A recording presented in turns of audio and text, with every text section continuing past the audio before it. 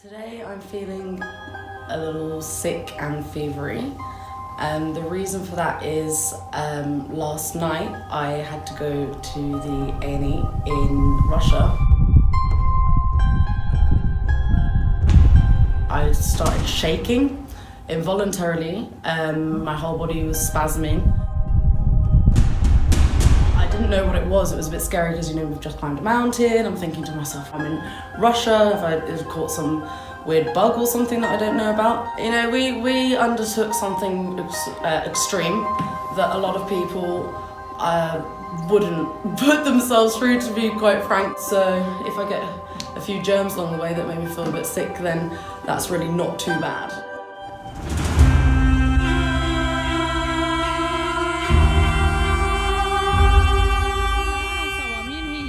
Miss Europe World 2018 سوا United Kingdom Miss Europe World 2018 تلقائيا الوظيفة الأولى هي Miss Lithuania. Miss Lithuania, you are first runner up. ألف مبروك لميس United Kingdom. Sometimes I scare myself because I wake up and I just have a new idea and then I'm like, I'm gonna go and do that. So I just woke up and was like, I wanna go climb Europe's highest mountain with my Miss Europe sash. And I wanted to do something that, again, was symbolic, something that people are able to watch and hopefully get people outdoors themselves, get them doing maybe more charity work. I've worked in the modelling industry since I was 14 years old. I've also currently Miss Europe World. I went to America to work for Ford Models. I've represented England 5 times nationally and I've won an international title for the UK. This isn't me boasting or telling you, I've done this, this and this, but for me this is actually a huge thing because I was always told, you're never going to be a successful model, you're never going to be able to do modelling with a skin condition, you'll never be able to represent the country. And it's really cool that I have been able to. So I did this mountain for the British Skin Foundation. I've been an ambassador for the British Skin Foundation for 5 years now. And it's also personal because I have suffered with skin conditions myself and I still do. I have eczema and psoriasis, but they are autoimmune system disorders which you can't get rid of them, they're for life. So this is really not that bad. That will always be there. I've never, for some reason, managed to get it off my elbows. And I did notice that this was a little bit smaller, but then from the stress, it started going up my arm a bit, if you can see.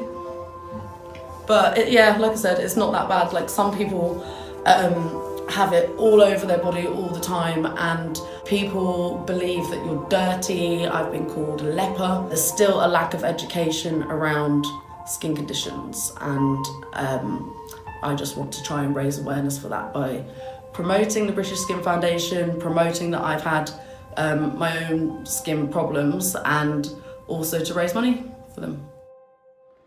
Alright guys, I'm posted up here in Istanbul airport and we have about 5 hours to go until my connecting flight. Luisa should be here in the next few hours and then it's just the waiting game until then. And if you can't tell, I'm a little tired after a 12-hour flight with very little sleep. I met with Aaron at Istanbul airport. I knew he was wearing a hat with the Hollandus logo on, so I was just walking around the airport like, where's Aaron? And then I eventually found him. What's up? Hi, Good to finally meet you. oh, the hat. I was looking for the hat.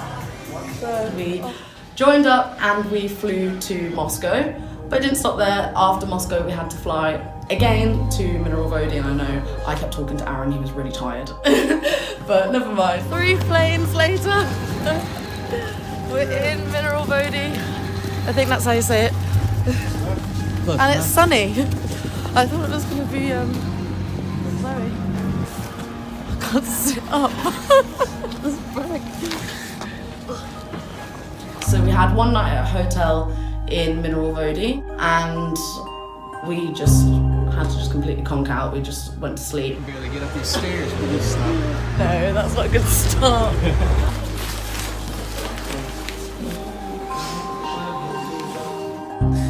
Well, we had 3 flights and then we came home and had about an hour's nap time, and now I've got to go for an interview, so pretty tired, but I think you're more tired, aren't you? I'm pretty tired. You had a 12-hour flight on top of what I've had, so I can't even imagine how you feel. But we're gonna get a good sleep today before we meet our expedition leader for tomorrow. Chicken breast and mushroom sauce. This is the most random breakfast menu. Look, borscht, sliced sausage with cheese. I think I'm gonna have. To be honest, I have no idea. I think I'm just gonna play it safe and go with some porridge. I'm so happy. Also, have you seen my new shoes? I didn't want to wear my walking boots everywhere, so I put my slippers on. Our group arrived about an hour earlier than normal, so we had to, run back up the stairs. I'm spilling the coffee everywhere. Way down. Because I'm clumsy. What in the... What the... Why am I so clumsy? Okay, so basically don't wear these, just gonna stick my walking boots. We took all of our luggage and met with our team for the first time. I just remember coming out of the hotel and I see this smiling face looking at me like, oh, nice to meet you guys. And that turned out to be Paul, who is our team leader, Paul Etheridge. He is an Englishman from the Lake District, and he used to be in the military. And I get into the van and I see all these smiling faces, and they turn out to be the people that we got to know very, very well over the next week or so, week to 10 days. And their names were Kieran, Anthony, Jack. Yeah, that's it, isn't it? Didn't miss anyone. We're on our way to the lodge now. It's gonna be, I think, about 3 to 4 hours of a drive, and then we're checking in. That's gonna be our initial base camp for the trip. And then pretty much from there, we just settle in, and then tomorrow is really day one of our trek.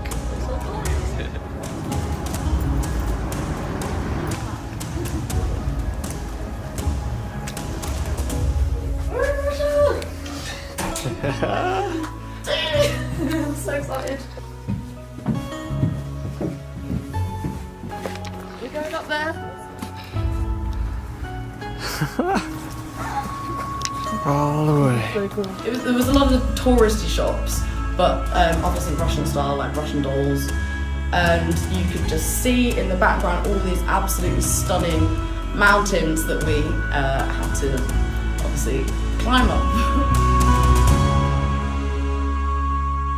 And guess what? What's up? And we're climbing up the mountain today. We're climbing up the mountain today. We're climbing up the mountain, climbing up the mountain. We're climbing up the mountain today. Woo! Oh my God. He didn't sleep very well last night, but wake up! I'm still excited. Let's go!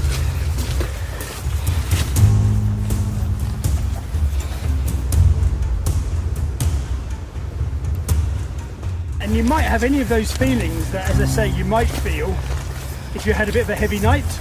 So whatever you've experienced personally the day after is the same sort of symptoms as what you would have at altitude. You know, we don't want to be thinking about this fluid on the lungs, this swelling of the brain, because these are situations that, you can't reverse, and we won't expect it in the first 2 or 3 days.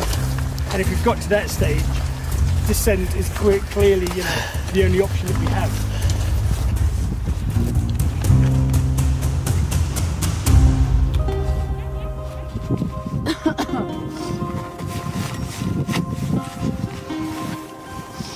We just had our first walk up one of our acclimatization peaks, which means that we have to get used to the altitude before we can take on the summit. And essentially what we're doing is walking relatively slowly to give our body time to adjust, because otherwise you start feeling like bad headaches. Our guide was saying you can get fluid in the brain if you don't acclimatise properly, and all these horrible nasty symptoms, and essentially you have to descend if you don't acclimatise properly. So we have to get all these in. We've got 2 more peaks after this, haven't we? So yeah.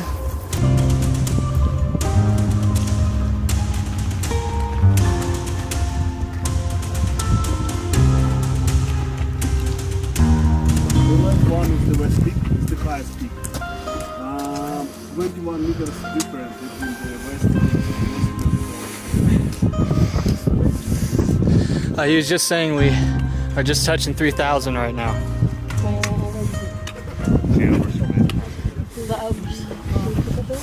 Yeah.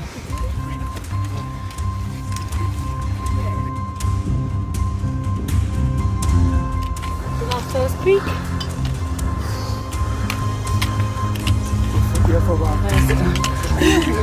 We're about 3,100 meters, so this is going to be really good for helping us tomorrow when we do another peak. So we shouldn't find it as difficult initially until we start going higher than this again. I'm actually feeling pretty good. There was a couple of moments where I was just like a bit out of breath, and I was like, oh, but I feel good, and I think the next few days will just gradually get better.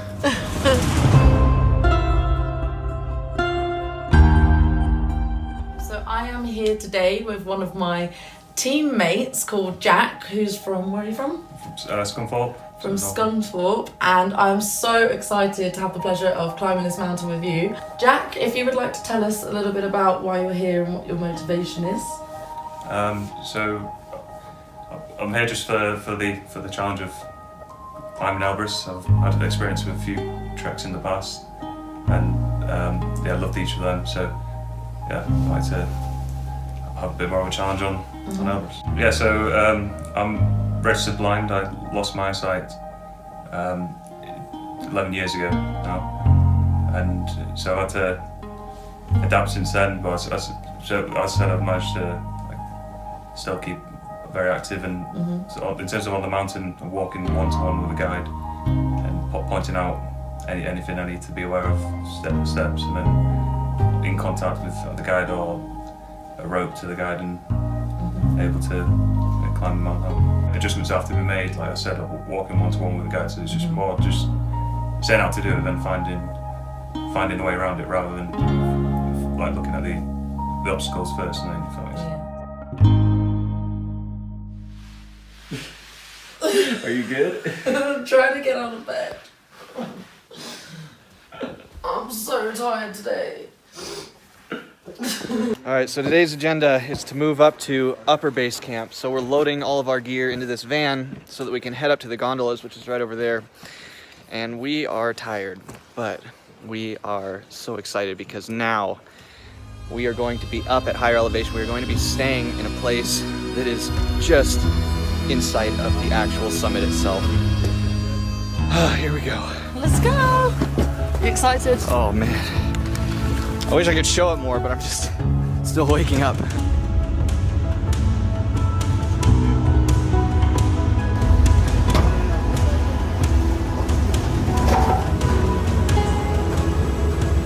We are at the chairlift now, and it's essentially not running, and we're not supposed to be using it, but we need to get up to our higher base camp. So one of the ladies who is running our tour group is currently persuading the Russian operators of the chairlift to see if we can use it. So we might just be starting a chairlift up just for us. Ski pass, we did it, we've got access.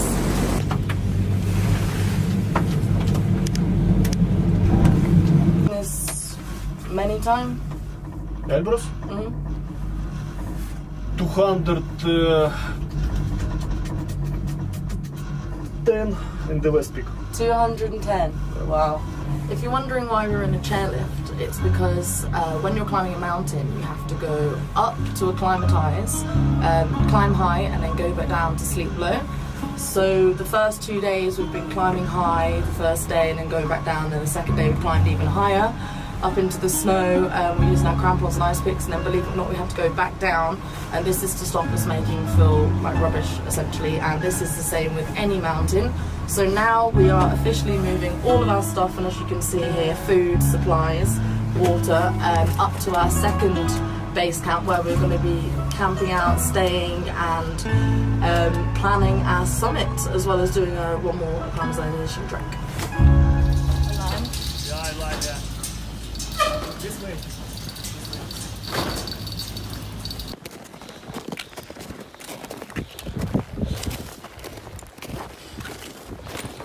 Now, as the chairlifts only go so high, we're having to haul the gear the last few hundred meters up to our actual barrel camp, which will be our upper staging area for ascent day. Which means we're gonna have to take a few trips because we have to carry all of our food, all of our water, and everything we're gonna need for the next 3 to 4 days. Maybe up to 5 if the weather doesn't allow us to summit right away. So, as you can tell, it's a little harder to breathe up here.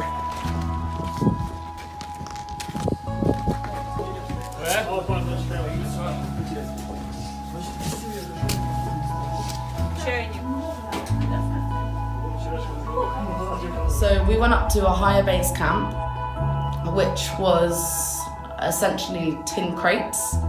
I don't know if you've ever seen cargo trucks, but on the back of a lorry, that's right, isn't it? On the back of a lorry you have these crates, and that was essentially our bedroom. We had 4 of us to 1 crate, and actually that was super lucky. You can have up to 8 people in these cramped conditions. You're recycling air all the time. So it wasn't the most clean conditions. We've just got to our cabins, which is our new base camp, as you can see outside. And this is my bed. This is Aaron's bed. And then we've got our roomies. What up, what up? How we doing?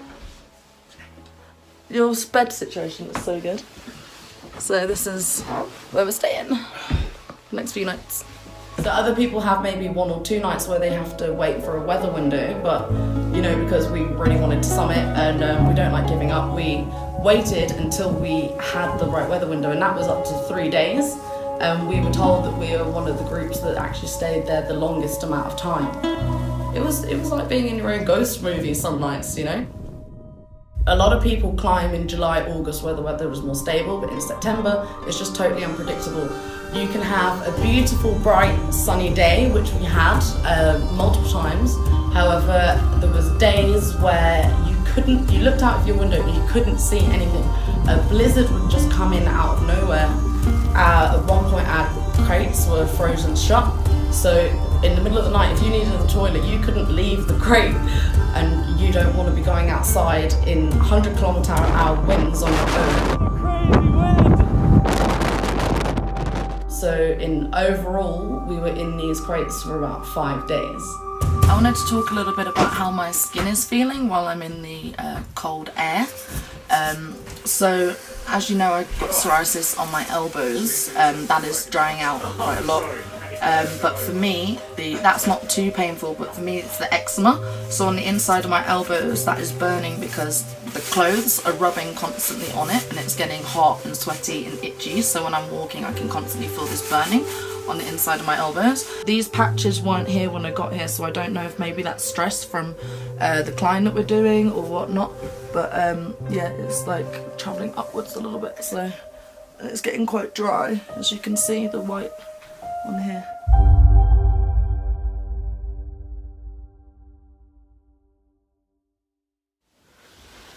I didn't sleep very well at all last night. Now we've got a really difficult day today. We're going up to around 5,000 meters. And it's gonna be really cold.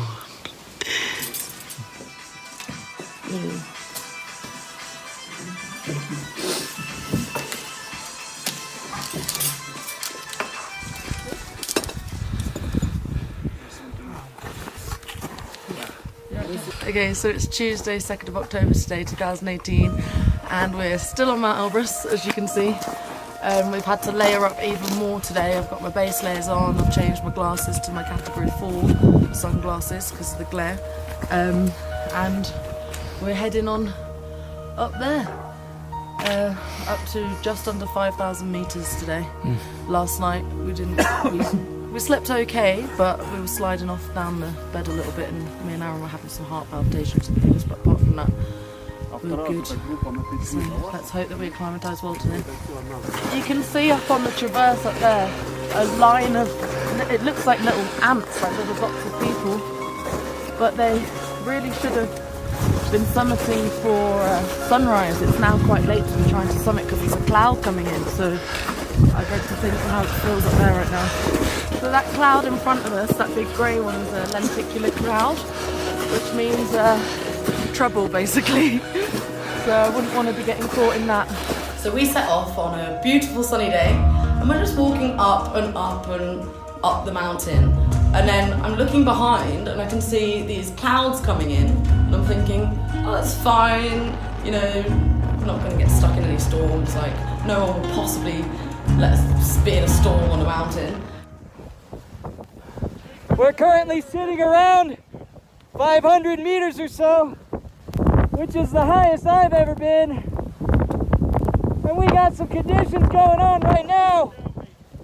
Jesus Christ!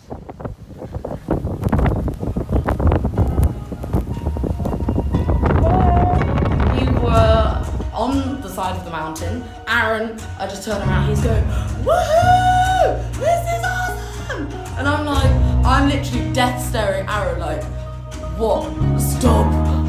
You know when you're frozen with fear and you don't know what to do? Like my legs were wanting to move, but they wouldn't. How are you doing? I'm fine now, but there's a point up there where sorry, I didn't mean to swear. Where I just lost my head.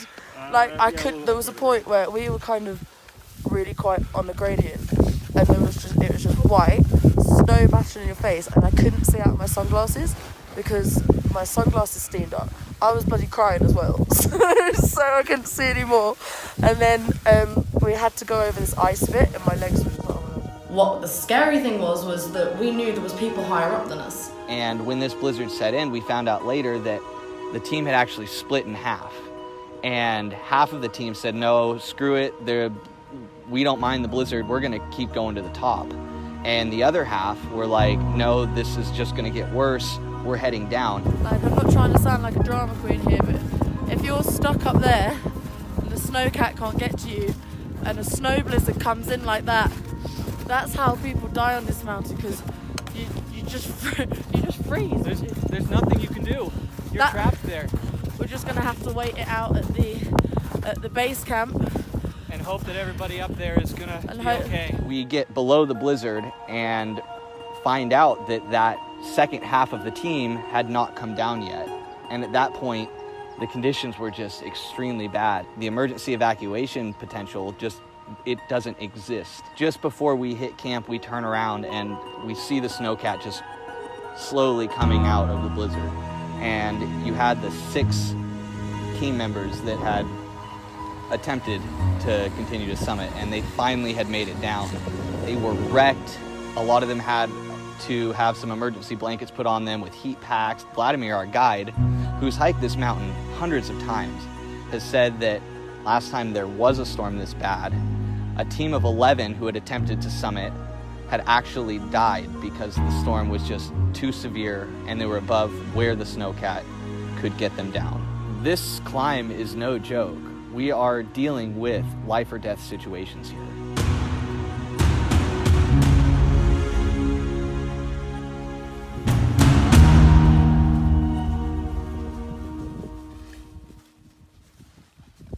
Morning there, sunshine. How are you doing today? I feel like shit. Why? What's happening? I've been trying to get up for like the last 20 minutes, like my head is pounding and I feel really weak, like I've got no energy whatsoever. I can't even bother to go to breakfast. Do you think it's a sign of EMS then? Your headache? I don't know. You've had headaches though, haven't you? Yeah. Maybe it's just the sheer terror from yesterday, but thankfully we've got a full rest day today, so yeah. That was the most scariest day of my life. I don't know about you. Yeah, it was scary. Yeah. I thought I was gonna die. Yeah. That was the end of my baking career. Yeah. That was it. Yeah. I didn't think I was gonna be able to do any more catwalks. But we lived to see the story. Yeah. until summit night. Hi guys, so welcome to, I don't know if it's day 4 or 5 or I've lost count to be honest, on Mount Elbrus mountain. And what I have behind me is you can see a beautiful long drop, and that is a toilet for the next few days. I've heard a lot about these, they're pretty infamous. Essentially, you go in there, you do whatever, and the contents just drop off the side of the mountain. I'm not going to go into too much detail, but I'm sure you understand what I'm saying. So let's do this. This is technically some wood, metal beds inside a metal crate on the side of a mountain, and this is called our high base camp. And we are literally sat in a snow blizzard with nothing much to do. We've got no signal. What you got on there? I'm just literally going through pictures on my phone. I'm about a year ago now to Costa Rica. I'm so bored, I'm literally just going through my life. We think we've had lots of conversation, but then we look at the watch and 20 minutes have gone by and we've still got a whole another day to go. Like, how many conversations did we have yesterday? We must have talked about every topic under the sun. Felt like we were talking forever. Forever. Like, I'm even bored of sleep. And I love sleep. Everyone that knows me knows I love sleep. And I'm even bored of that. So, it's a mind game. This is a mental mind game. How are you feeling, Aaron? I'm feeling the same way. Like, it's just how like, bored are you? Like, going inside! it's like every minute feels like an hour. Let me out!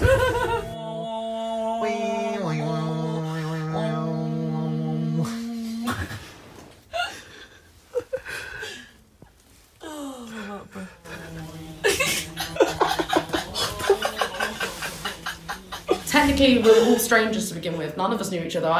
I didn't know you, Aaron, before we'd obviously spoken, but we'd met on Holonis, the platform.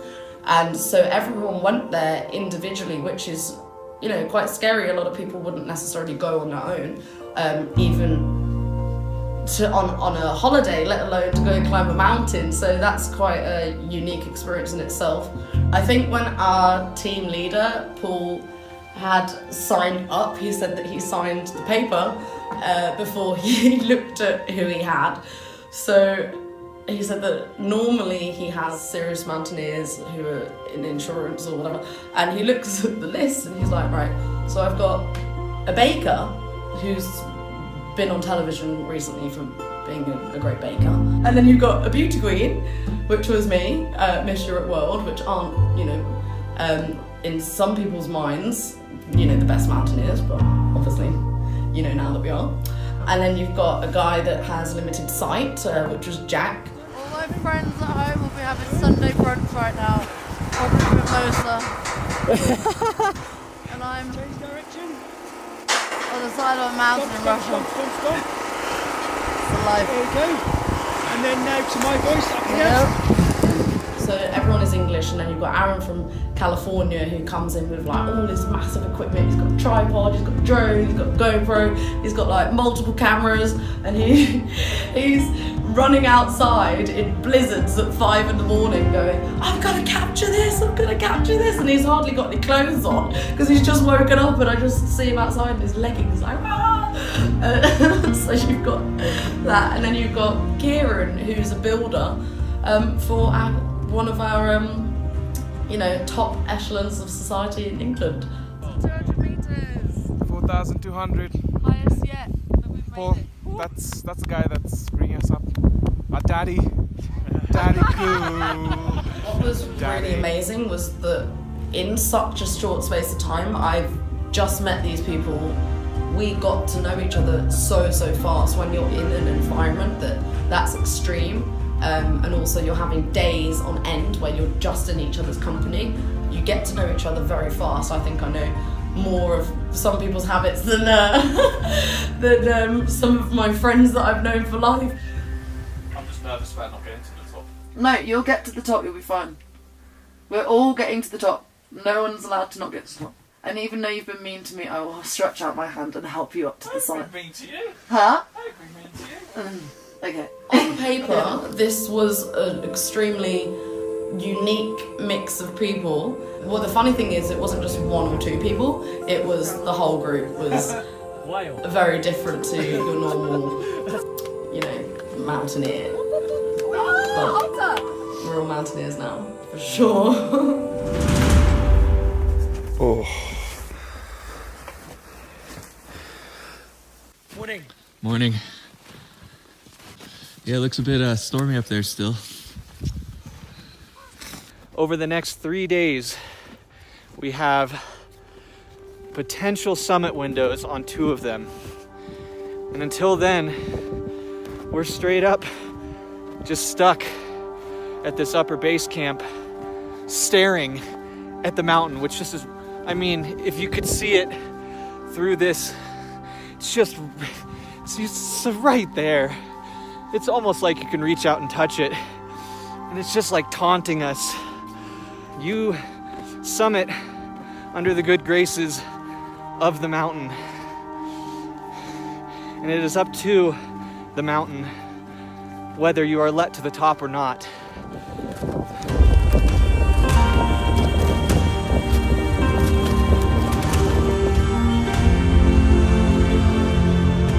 We had to do some training on the mountain. You'll see that we have ice picks, we have helmets, and we have crampons, and we have these for a reason. The ants, which is this bit at the end here, not this bit, is away from you all the time. That's right. All the time. So that's facing the way you're walking. Okay, even if you have to change hands, it has to face the way you're walking.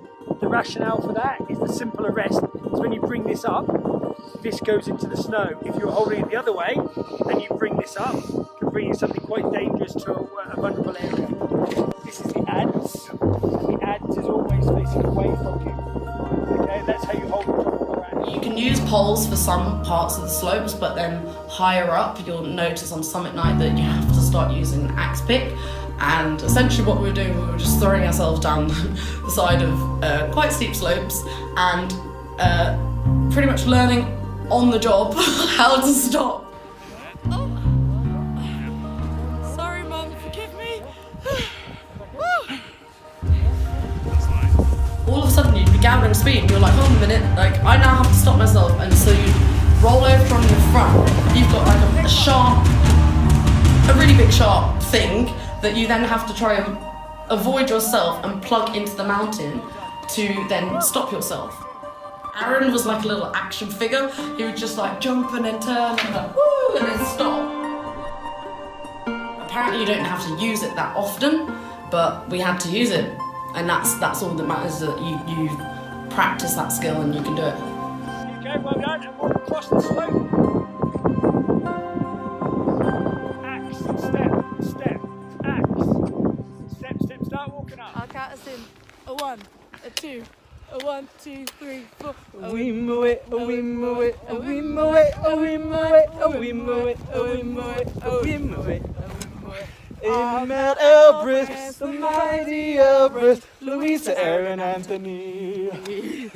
Our toes are cold and the feel our nose, and we are on the way. Oh, we dum bum away.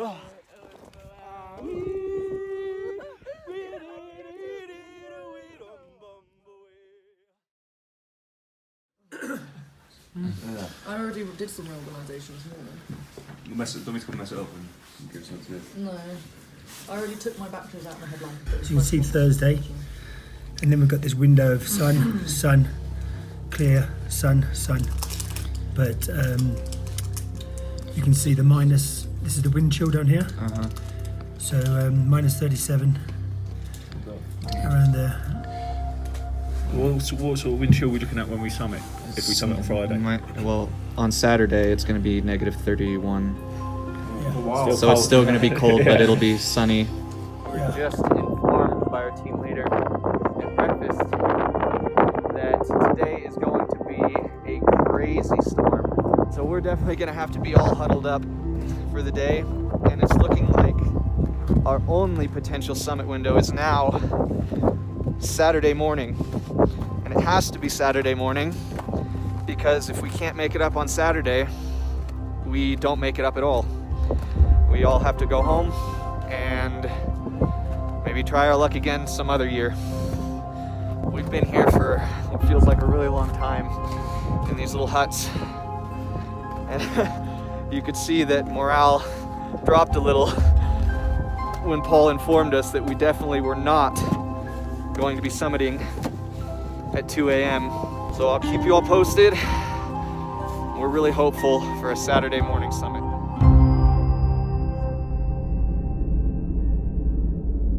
What are we doing? We are getting ready for the summit. So this is Aaron's bed, and so far this is everything. Is this everything you're going to be wearing? Mm-hmm. So this is a lot of things that we're going to be wearing, and then in here we have what he's going to be taking up, and something that we can't show you yet. Goggles. Do I need those to wear? I'm starting with my goggles. You're starting with goggles. I'm gonna put my sunglasses. Aaron is the oracle. Like this is This how is me. it's supposed to be, and then I'm the shit show. I can't breathe. Why can't? Do you want to open the window? No, it's not because it smells in here. I'm like, I'm getting like stressed. I was about to say, you try and climb to stop it, but you climb it with me on you. I'll be there. I mean, you people watching. Oh, my sash. Don't forget the sash. No. I know why you're filming me, to make me get this done. Because you gotta keep going, right? You know, if you film me, that I have to do it and not leave it till after dinner. You're already almost done. It's and very good tactics. It's only Owen. been 10 minutes. No, it's very good tactics. You know me too well. Alright, so line those all up next to my crampons.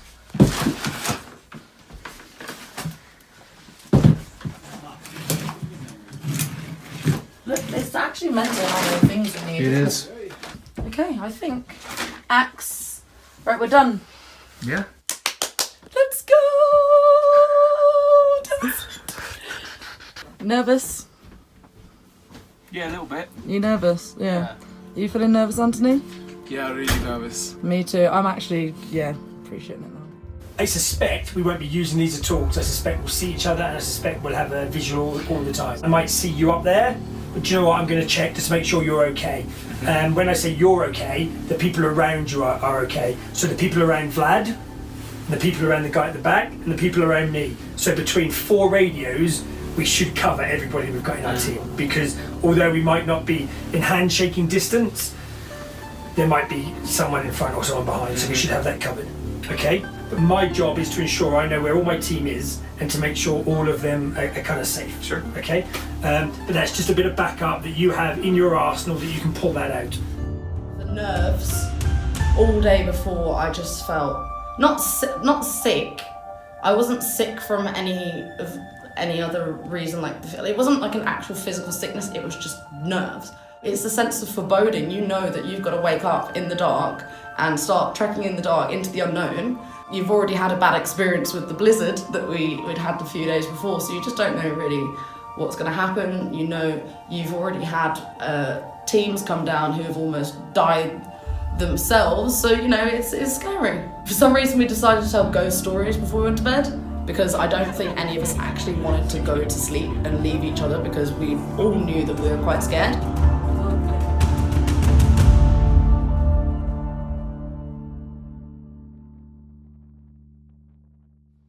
Alright, looks like you're almost all ready to go. Yes, I am.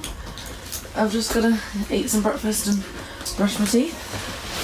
So, are you feeling nervous? Yeah, definitely. I was last night, but now I'm just like, let's just do this. I'm not even thinking about it now. I'm just like, right, let's go. Good. So, yeah. Well, we're just about ready to leave, yeah? It's almost 3:30. So excited. Pretty much packed up. Goodbye, tin crate. It's been nice knowing you.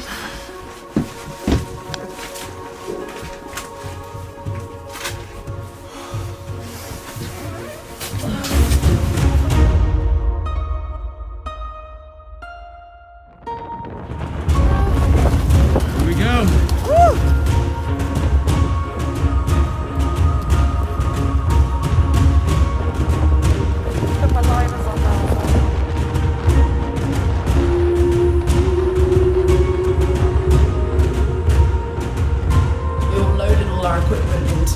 Snow cap, which is like a big snowplow thing, which takes you to your starting point, just outside of the base camp. Sitting on that snowcat in the dark, crushed up against everyone else who's also silent, not wanting to speak. Everyone's so quiet because it was just like this, oh, what are we going into? Where are we going? What are we doing? I was having all kinds of thoughts going through my head. I wasn't doubts because I knew that this was something that I wanted to do, but I was definitely a bit concerned. Yeah. Are you ready? Yeah, buddy.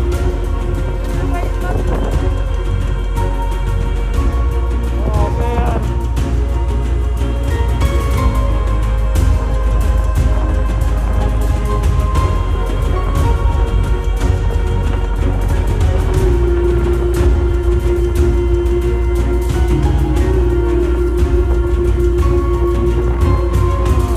If you need to take your rucksack off, put it in front of you to do it.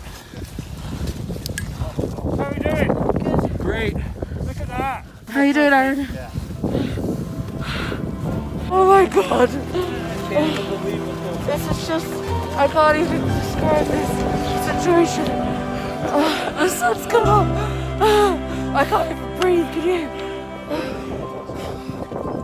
We're making our way up the traverse right now. We are being greeted with the most amazing sunrise you could ever imagine.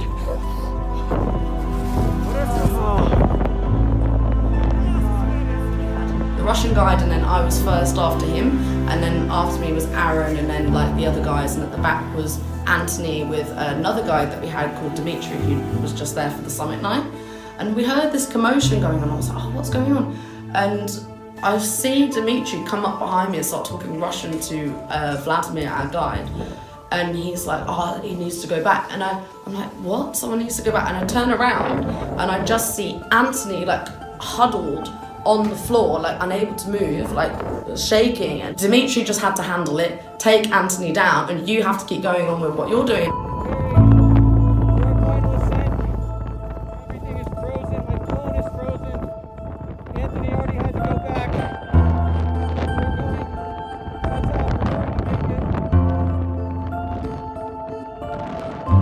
As I'd just finished the traverse and started the saddle, I'd started breathing really strangely, and it kind of came on slow. The only way I could describe it is if you, like how you would imagine if you were a fish and you've been taken out of water and you're like, like I couldn't breathe. It was not even scary. It was really terrifying. After the saddle, we went up something called the Elbrus step. You've got ropes that you need to clip onto, and that's why we had harnesses, that's why we had carabiners, why we had the ropes.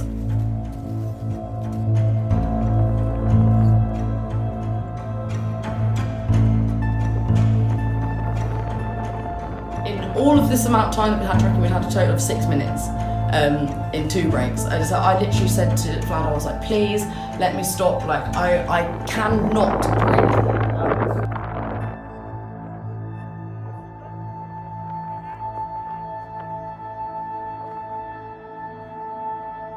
Got back up, and then that's when, so we're attached to Vlad, and I just felt this tug, and then I just spun around, and then next thing I know, my axe just went flying off down the side of the mountain, and I turn around and I see our teammate Kieran has slid off down the side at the slope, and he's just holding on, and he looks absolutely terrified, and that's when again I just started crying.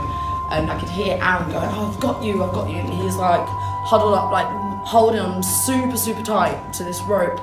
And had Aaron not had that rope so tight, I think that, you know, we all would have slid down with Kieran. He had to, after walking for hours and hours and hours, try find the strength to pull himself back up, because we can't go and get him because we're all holding onto the rope.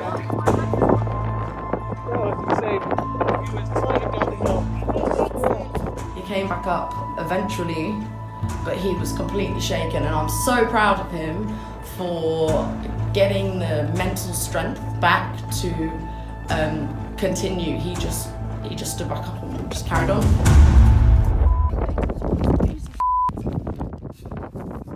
Sorry.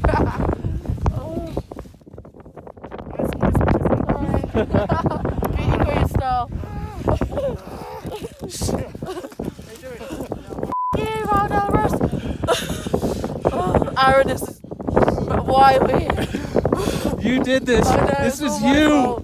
This is all you. It's all my fault.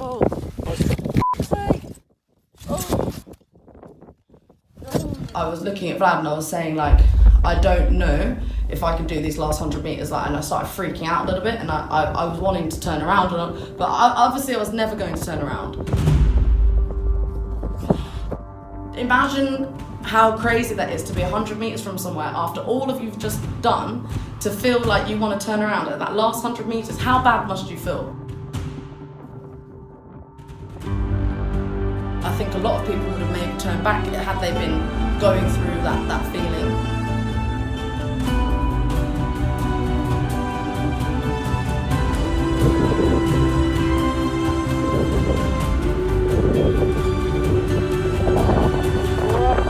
On top of Europe.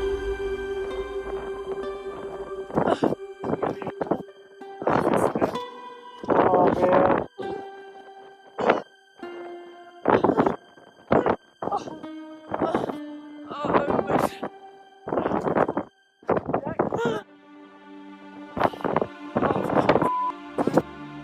I almost down there.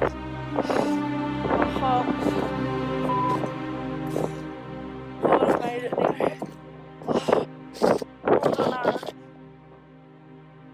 A lot of people do have preconceived notions of beauty queens. It's a really cool feeling to know that you've changed the perception of what people are going to think of you.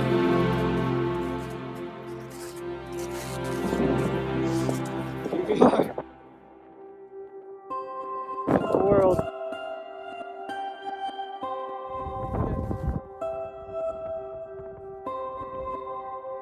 I made it! And this is for my friend. This is for my friend. Putting it here. When I was going through this mental thing with the guide, I could see Aaron there, and he could have gone off and gone summited and just left me, because obviously he wanted to personally summit himself. But the fact that he waited for me made me feel, like, oh, we are a team, we're in this together, like, we came here together to complete this mission. He was going to complete it with, oh, I'm going to cry. Oh, thank you, Aaron, come here. Oh, thank you. People don't make me cry very often, but look what you've done. Oh wow, okay. I'm absolutely mashed science. Like, we've still got so far.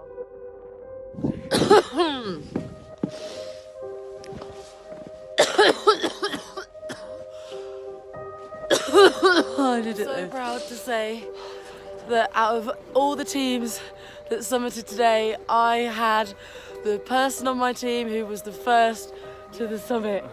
Well done, Jack. Oh, you are actually my inspiration. Oh, cheers. Oh, you're amazing. Sleigh ball. To wrap it all up, we came out to Russia with a mission. We conquered it, we achieved it, we did it. A total bunch of randoms. It's like literally you got into a sweet store and just pick a mix of the most random people and just like, go climb Mount Elbrus. And we did it. And we are all amazing. Like, that's all I will say. Like, everyone in my group is absolutely amazing. I'm so happy with them, and they're definitely all my friends of life, and I love you all. That's a wrap. Woo!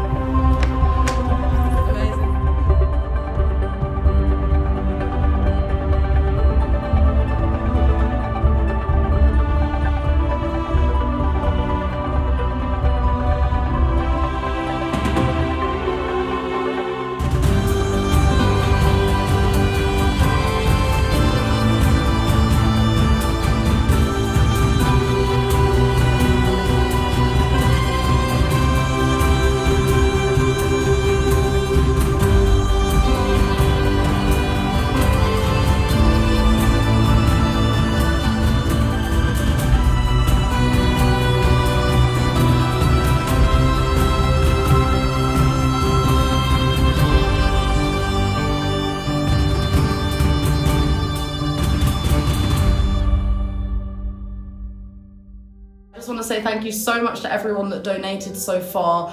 I'm so extremely grateful. We aren't done yet though. We do have a target of 50,000 that we'd like to reach.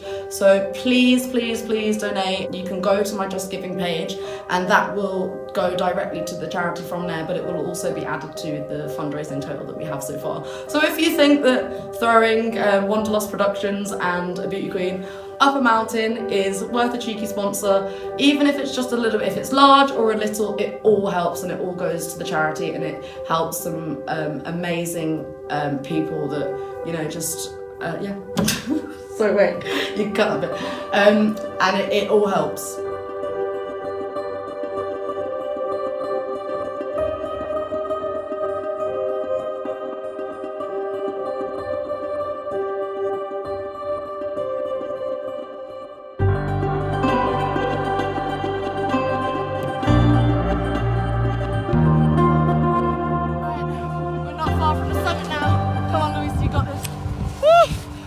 One wrong move and I'm off down the mountain. Oh no. Okay, never mind. They found out.